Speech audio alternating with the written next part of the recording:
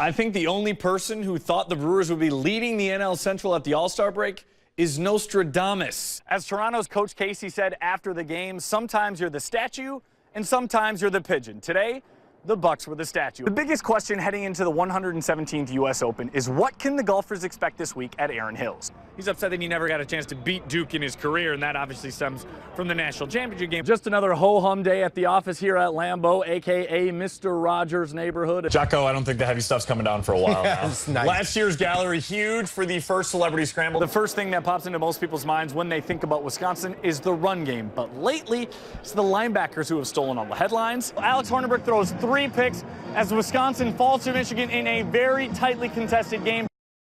When all the outrage came out about Wisconsin being underseeded as an 8, I don't think Villanova was too happy either as the top overall seed had to face the Badgers in the second round. Wisconsin looking to spring an upset in this round for the second straight year. Badgers up 3 in the first half. Good news for them, Vito Brown might have regained his shooting touch. He was 3 of 3 from distance. Wisconsin up 4 at half. In the second half, the lead down to 2. Big East Player of the Year, Josh Hart, driving to the basket, ties the game up at 37. He had 19 in this one. Badgers got into foul trouble, and the Wildcats took advantage. Extending their lead to 4, Dante DiVincenzo just pulls up Drano. All of a sudden, they're up by 7. But the Badgers won't go quietly. Cut it back to 3, and here comes Bronson Koenig. Lives for these moments. Clutch Koenig strikes again, ties it at 57.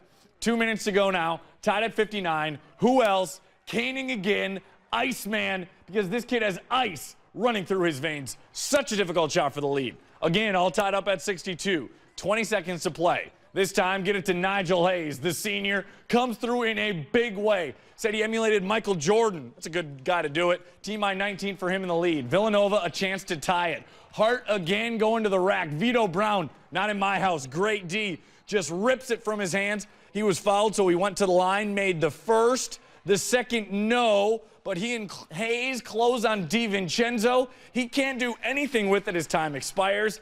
And for the 4th straight year, the Wisconsin Badgers are headed to the Sweet 16. They pull off the first huge upset of the tournament, knocking off top-seeded Villanova 65-62. 4 players in double figures, led by Hayes' 19, 17 for Bronson.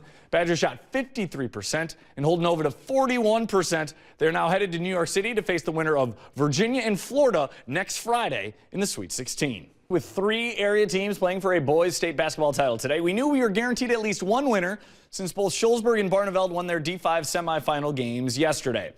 It would be the first title for the Golden Eagles if they won it, second for the Miners. Golden Eagles led 17-10 in the first half. Noah Wand, a Miner from deep, bottoms for the triple. But Barneveld held control and stepped on the gas in the second half. Mike Zowski, silly good finish right there. It's 28-17. Off a miss, Malcolm Reed snags the rebound. His jumper will fall. Nice touch for him. 12 for Malcolm. Matthew Myers on his game all day. An amazing finish. Lefty goes high off the glass.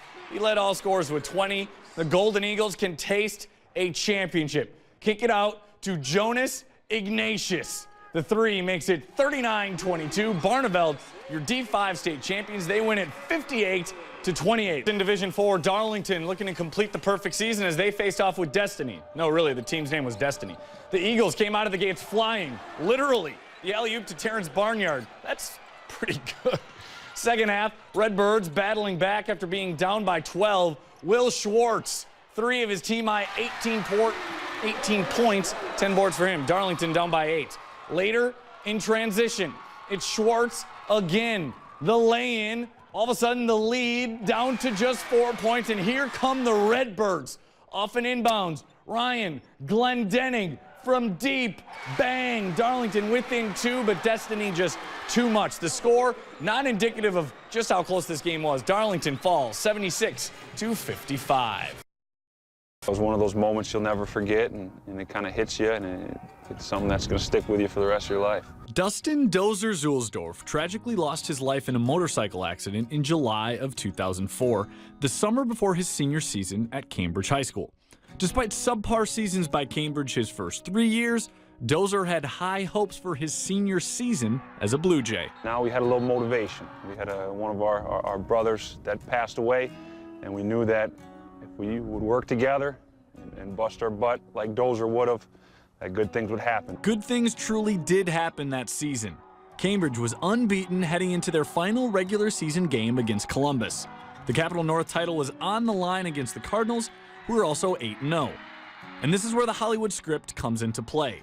Dozier had written a short story his junior year in class predicting just how the season and that particular game would go. Zach Probst, who had Dozier in his hands at the accident when he died, intercepts the ball to win the game. And when he gets tackled, the clock stopped at 52 seconds. Score was 31-21, which adds up to 52. And that was Dozier's football jersey number. Like, you can't make that up. It's amazing. When you look up at the clock, you see 52 seconds, you see it's 31-21. What's going through your head? Majestic. All the stars aligned and all the pieces went together, and we did it for Dozier. If you didn't believe in something beyond this after that, I don't know. It was a very special season. Could you feel him with you that entire season? Without a doubt. I mean, we knew it. It kind of gave you that extra sense of confidence. People knew that he was going to be there with you when the times were tough, if things were close in the game or that adversity would hit. Stay positive, stay confident. He's going to be there to help you get through it. Now Dozier's friends and family are honoring his memory by giving back to the community, as they've raised more than $100,000 in scholarships to graduating Cambridge football players by holding the dip for Dozier. It amazes me that people come back and do this. It's just a good, positive way to think about Dustin and, not focus on the loss, but focus on some of the good things that we've been able to do with it. This year, they raised more than $21,000 in dip pledges alone. Ready, set, go. That's the cue that it's time to go to work. But I try to get on the track and practice. Before last year's Dairyland Games, 8-year-old Hayden Smith had never taken part in a wheelchair race. It's been incredibly emotional and moving. He just got out there and just worked so hard. This year, swimming is in the Dairyland Games, and it's another new event for Hayden. Keep going, 10 more feet, 5 more strokes. When he was younger, I wasn't even sure if he'd ever be able to be in the pool by himself or without a life jacket. When he was 21 months old, Hayden was diagnosed with a spinal cord tumor. Complications from the surgery left him a paraplegic. Fast forward nearly 7 years, and he's already showing off his speed in the pool. He's just been doing a phenomenal job. Keep going, Hayden.